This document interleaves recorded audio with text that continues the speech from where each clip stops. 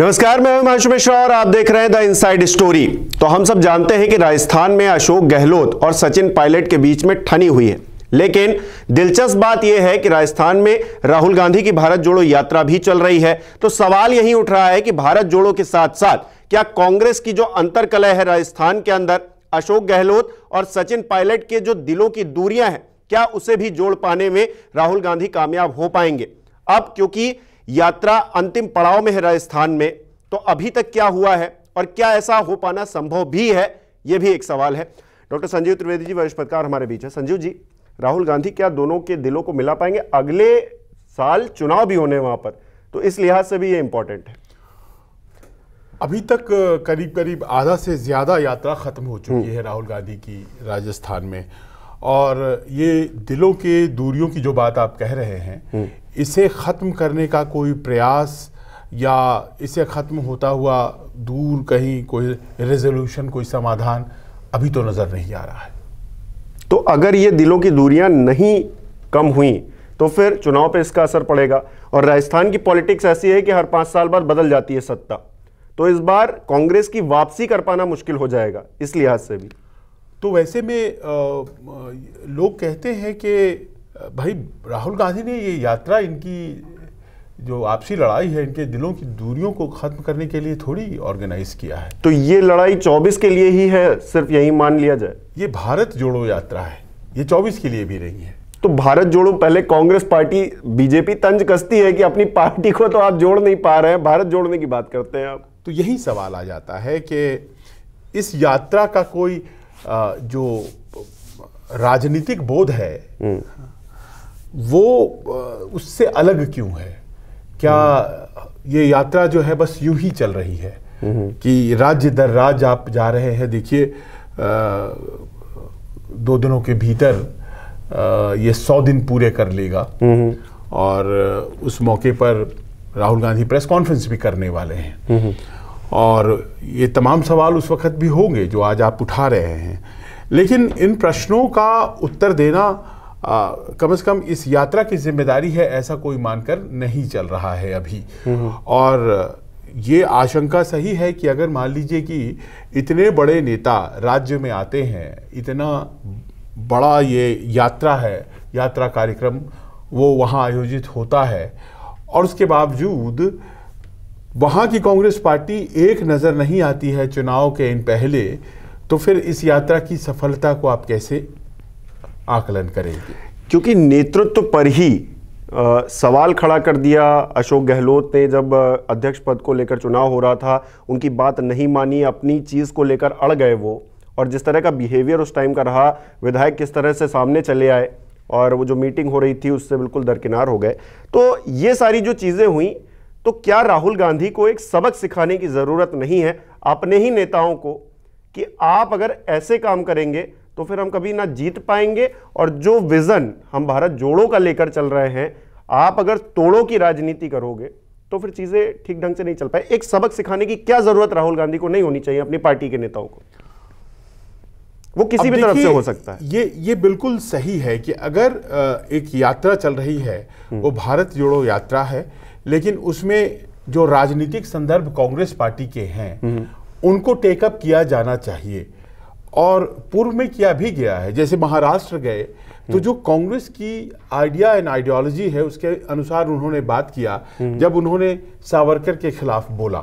हालांकि वहां पर उसकी वजह से समस्याएं हुई उनके गठबंधन में, लेकिन उन्होंने अपनी बात रखी, उनकी जो मान्यताएं थी। तो उसी प्रकार जो हिंदी पट्टी में आने के बाद उम्मीद की जा रही थी कि जो हिंदी पट्टी की अपनी राजनीतिक तेवर है उसके अनुरूप ये यात्रा कुछ न कुछ करती जाएगी, कहती जाएगी। तो उसमें सबसे बड़ा पड़ाव जो आज की तारीख में है वो राजस्थान ही है, जहां निगाहें सबों की हैं।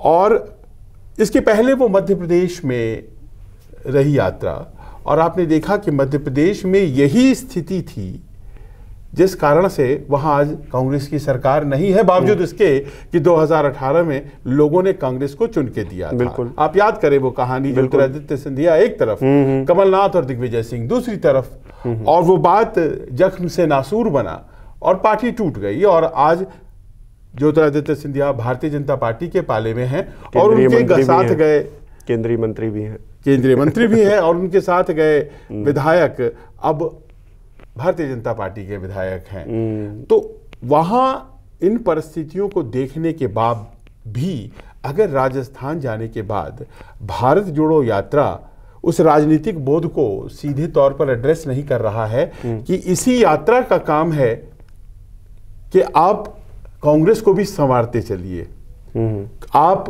कांग्रेस को भी सुदृढ़ करते चलिए। मध्य प्रदेश में सुदृढ़ हो जाता, समस्याएं वहां पर आपसी जो इगोइस्टिक टसल जो भी थी उसे अगर एड्रेस कर लिया जाता तो आज शायद वहां सरकार होती।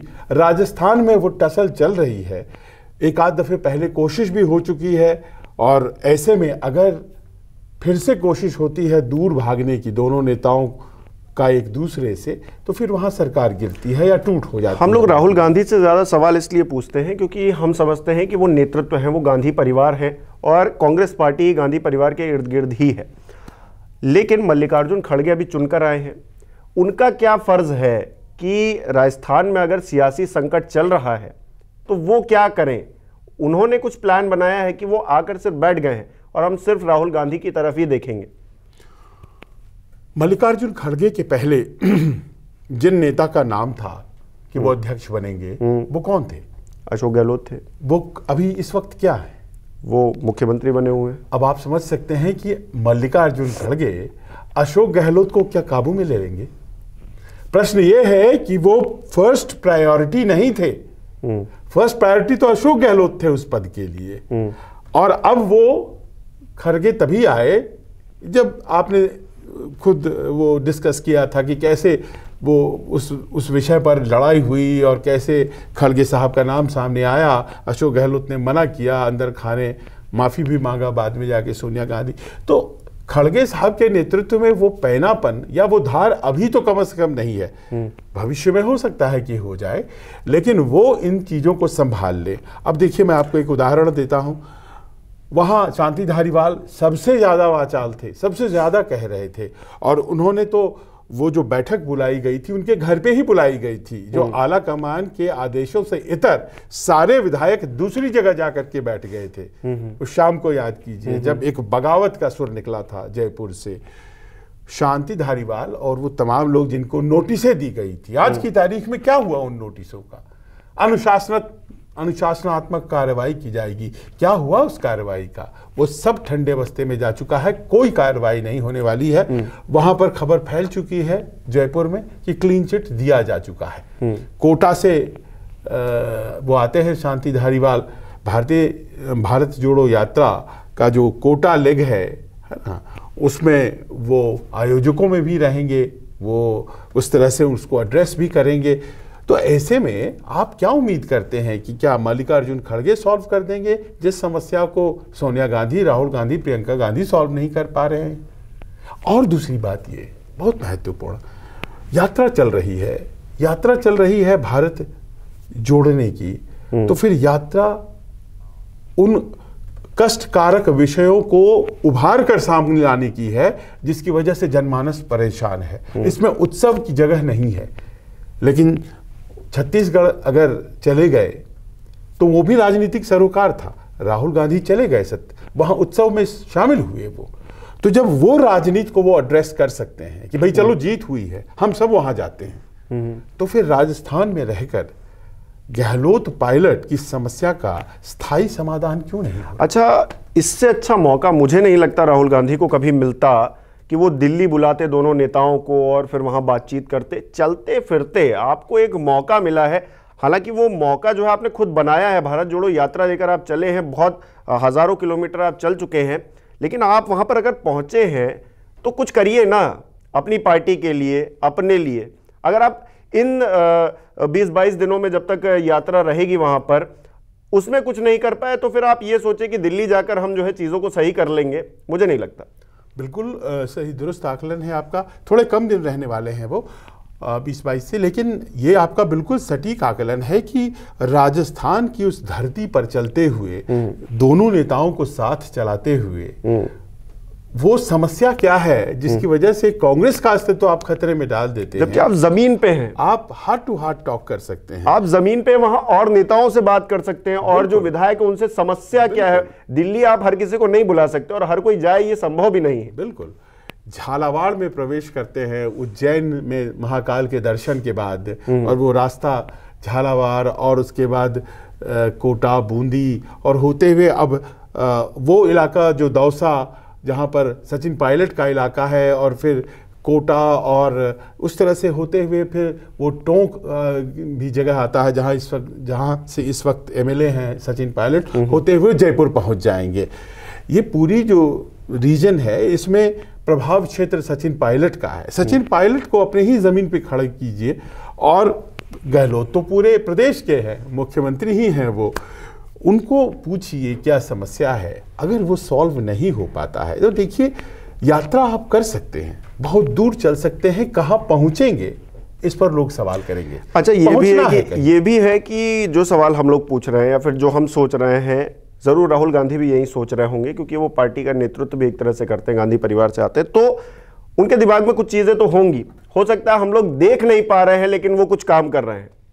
इस बात की संभावना हो सकती है कि कोई स्थायी समाधान पर कार्य वो कर रहे हों, और अभी एक ही हेलीकॉप्टर में बैठ करके दोनों लोग, सचिन पायलट और अशोक गहलोत, वहां गए भी थे। पर जो आंखों को दिखता है, ये सियासत है, वो एक्चुअल में कहाँ होता है। और अशोक गहलोत किसी भी हालत में सीएम पद नहीं छोड़ेंगे। उन्होंने कांग्रेस अध्यक्ष का पद छोड़ दिया, तो वो सीएम पद नहीं छोड़ेंगे। उनके पास 100 के आसपास एमएलएज हैं, ऐसा वो प्रमाण देते रहे हैं। अजय माकन, जो कि दिल्ली से ताल्लुक रखते हैं, वहां प्रभारी बनाकर भेजे गए थे। ये खुद खरगे साहब अजय माकन के साथ प्रभारी बनाकर भेजे गए थे।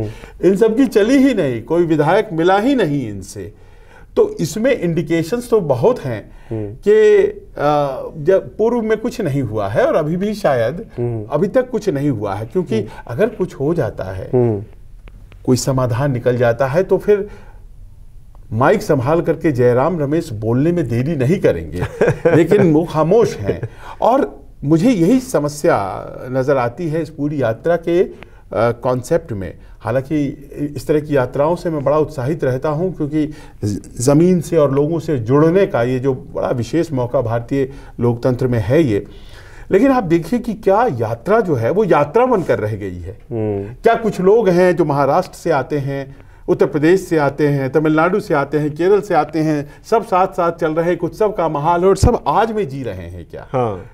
क्या उन्हें आने वाले चुनौतियां, कांग्रेस जब सबसे कमजोर स्तर पे है आज की तारीख में, जब उसकी जमीन हथियाने के लिए आम आदमी सरीखे दल लगातार तैयार हो रहे हैं, तो ऐसे में क्या बस सुबह उठना है, चलना है, चाय तैयार है, उसके बाद खाना भी मिल जाएगा, वो भी तैयार है, सिविल सोसाइटी के लोग हैं वो भी बैठे हुए साथ साथ चल रहे हैं, जैसे तो क्या ये रूटीन जैसा हो गया? क्या ये आनंद देने वाला एक विषय हो गया कि बस हम जाएंगे और लाल चौक पे झंडा फहरा दें, हमारी जिम्मेदारी खत्म? जैसे एक मजाक की बात ये कि बीजेपी जैसे आरोप लगाती है कि ये कोई भारत जोड़ो यात्रा नहीं है, ये सियासत से जुड़ी हुई चीज है। हालांकि सियासी पार्टी है तो सियासत करेंगे ही, लेकिन राहुल गांधी ये साबित करने में लगे नहीं ये सियासी बिल्कुल नहीं है। देखिए हम वहां भी नहीं जाएंगे, वहां भी नहीं जाएंगे, तो वो हमने एक एनजीओ खोल रखा, हम भारत जोड़ रहे हैं बस। आप देखिए यही बात है, एनजीओ और सिविल सोसाइटी का काम अलग है। मुझे तो इस बात का भी आश्चर्य होता है कि इतने सिविल सोसाइटी के लोग एक्टिविस्ट क्यों हैं उनकी यात्रा में। अगर उन्हें कोई यात्रा करनी है तो उनके लिए कांग्रेस बीजेपी बराबर है सिविल सोसाइटी के एक्टिविस्ट्स के लिए। उनको अपने आप को राजनीति से दूर रखना है और जन सरोकारों को टटोलना है ना। हालांकि अब तो रघुराम राजन जी, अब तो सब लोग जा रहे हैं, तो ये उत्सव, कभी कोई फिल्म अभिनेता आ रहा है, कभी कोई बालक मिल जाता है बच्चा उसे, कभी कोई रघुराम राजन आ रहे हैं, तो कभी कोई, तो इस तरह से ये यात्रा जो है वो एक उत्सव का विषय बनता जा रहा है। जी नहीं, राहुल गांधी या कांग्रेस जिन्होंने इस यात्रा को प्लान किया था, उस यात्रा में दरअसल कांग्रेस की उन राजनीतिक समस्याओं का समाधान भी छुपा होना चाहिए था। ये प्रयास होना चाहिए कि जब इस यात्रा का समापन हो तो कांग्रेस को लोग दूसरे नजरिए से देखें। बिल्कुल। और उसे एक विकल्प के तौर पर देखे, क्योंकि कांग्रेस ही वो पार्टी है जो भारतीय जनता पार्टी के सामने खड़ी है। आज हम कांग्रेस की बात इसलिए करते हैं क्योंकि अनुशासनहीनता की इस तरह की समस्या भारतीय जनता पार्टी में नहीं दिखाई पड़ती है। वो पूरे की पूरे मुख्यमंत्री और कैबिनेट बदल देते हैं। सही बात है। और लोग बाग बहुत असहज हैं कि पता नहीं अगले चुनाव में कौन कौन विधायक बदले जाएंगे या कौन सा सांसद होगा जिसे टिकट नहीं मिलेगा। नेतृत्व के इस पावर के बनाम सामने में नेतृत्व का वो पावर है कि वो राजस्थान की जमीन पर चल रहा है सबसे बड़ा नेता, और दोनों लड़ने वाले एक दूसरे के साथ, एक पायलट हैं, एक गहलोत है, दोनों साइड में चल रहे हैं। लेकिन ये जो दूरी है 5 फीट की, ये बड़े नेतृत्व के रहते भी सॉल्व नहीं हो पा रहा है। यहाँ कोई कमियां निकालने का मसला नहीं है, मसला ये है कि इस अपॉर्चुनिटी को कितना आप इस्तेमाल कर पा रहे हैं, और अगर नहीं कर पा रहे हैं तो फिर इस यात्रा के मायने क्या हैं। और अगर मान लीजिए कि ये यात्रा खत्म हो जाती है और गहलोत और पायलट उसी तरह से लड़ते रह जाते हैं, तो फिर आप कहीं भी चले गए, कितना भी चल लिए, कहीं पहुंचे क्या। और एक चीज ये भी कि राहुल गांधी की ये जिम्मेदारी बनती है कि वो सबको जोड़कर चले। क्यों? क्योंकि राजनीतिक परिदृश्य में देखें तो और भी पार्टियां जो है अपने आप को मजबूत करने में लगी हैं। वो तेलंगाना राष्ट्र समिति हो, भारत राष्ट्र समिति हो गई, आम आदमी पार्टी किस तरह से काम कर रही है, नीतीश कुमार अपना जोर लगा रहे हैं, उधर जो छत्रप है मान लीजिए ममता बनर्जी हैं या फिर अखिलेश यादव है, यहाँ पर ये सब भी लगातार काम कर रहे हैं। तो ये इन सब के आगे आपको कंपटीशन इनसे भी है। इसको अगर आप सही नहीं कर पाएंगे, अपने आप को सही नहीं कर पाएंगे, तो इनसे भी कैसे कॉम्पीट कर पाएंगे? ये भी एक सवाल राहुल गांधी के मन में होना चाहिए। तो आखिर में ये तो कहना पड़ेगा ना हिमांशु कि इस यात्रा के 2 ऐसे परिणाम हैं जिस पर आकलन किया जाएगा। पहला कि कर्नाटक में सिद्धरामैया और डीके शिव कुमार, इन दोनों के बीच जो नेतृत्व की कसमकश है कि मुख्यमंत्री का चेहरा कौन होगा, क्या उसको सॉल्व कर पाए राहुल गांधी? और क्या राजस्थान में गहलोत और पायलट जो विवाद है उसको सॉल्व कर पाए राहुल गांधी? इस यात्रा के बाद भी अगर वो कायम रह जाता है तो माफ कीजिएगा, फिर क्रिटिक्स बोलेंगी इस बात को कि राहुल गांधी इतना चले, लेकिन लक्ष्य क्या था, किस डेस्टिनेशन पर वो पहुंचे, और क्या कांग्रेस के लिए नहीं थी ये यात्रा? और क्योंकि अगर चीजें सही नहीं हुई तो फिर जिस तरह से पंजाब चला गया, उस तरह से कल को हो सकता है राजस्थान भी चला जाए, परसों को हो सकता है छत्तीसगढ़ भी चला जाए। तो होने को तो कुछ भी हो सकता है राजनीति में। ऐसे में समझना होगा राहुल गांधी को भी। हालांकि हम सिर्फ इन चीज़ों पर डिस्कशन कर सकते हैं, फैसला जो लेना है वो राहुल गांधी को लेना है, सोनिया गांधी को लेना है, या फिर मल्लिकार्जुन खड़गे को लेना है। हमारे दर्शक क्या सोचते हैं इस विषय पर, हमें कमेंट करके बताएं। बहुत बहुत शुक्रिया। नमस्कार, मैं हूं मानक गुप्ता। अगर आपको हमारा ये वीडियो पसंद आया हो तो इसे लाइक और शेयर जरूर करें, और हां, हमें सब्सक्राइब और फॉलो करना ना भूलें ताकि आप देश और दुनिया की कोई खबर मिस ना करें। तो जुड़े रहिए हमारे साथ और देखते रहिए News 24।